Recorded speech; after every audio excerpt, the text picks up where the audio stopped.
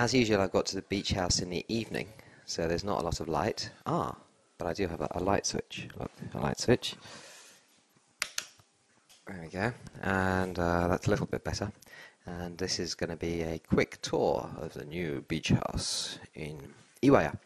The nice thing about Iwaya is that it's almost the name of where the sun goddess hid herself in a cave. I like that. And next to us is well, I'll show you that later, a ancient burial ground. But anyway, here is the view from the window, a large window. And the front room is a kind of viewing room kind of thing.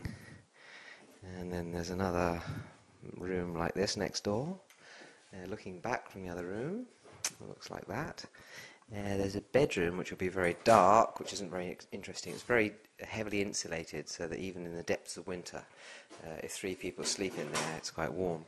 For some reason, in the middle of the house, there's a toilet, and it's a poton toilet, which means that it smells. Fortunately, there is a fan that's extracting the smell of feces, but that is one of the unfortunate points about the house.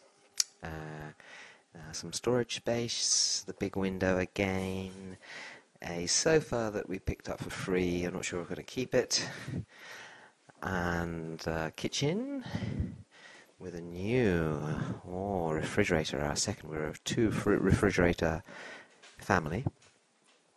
And out here, going out, there's a sort of shanty of houses. The bathroom is in a door near the entrance. In here, I don't think the door's open, so I won't be able to show you the bathroom. It's not very interesting. So you have to go outside to go to a bath. And there's a nice room in there which I hope to make my office, which overlooks the sea. Speaking of which, why is this frosted glass? It shouldn't be. But again, you can open up windows like this and look out over the sea. It looks better when it's high tide because, well, it's a little bit muddy, but it's not too bad. This is going to be a veranda, I believe. It was a veranda before, but it was taken down. I think I can put it back up, I'm not sure.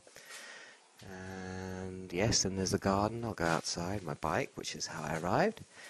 And outside, lots of shanty going on here. I think that he doesn't have foundations on the walls here. You can see that the walls don't end at the bottom. I mean that they've got sort of free space at the bottom in order to avoid being classified as built property and therefore requiring the payment of tax. I hope that it's all legal. I removed the barbed wire fence. There's no fence around the property. And this is, or was, the garden. I'm very sorry to the previous owner because we're not into gardening and we're turning it into a lawn. The dogs are in here. The other vegetable garden was here, and this is going to be turned into car parking space.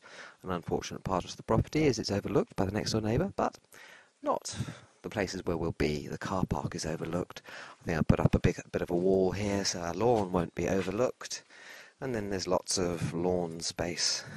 And in fact, there's some nice space in front of the main room in the house, but unfortunately there's no veranda doors at the moment, so you can't really go out onto that space. But there will be veranda doors one day before I kick the bucket, I hope.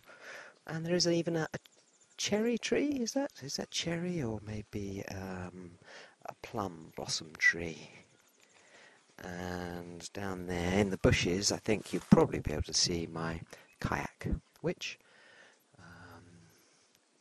on a clear day I can go to the dome on the far side of the river. Yay!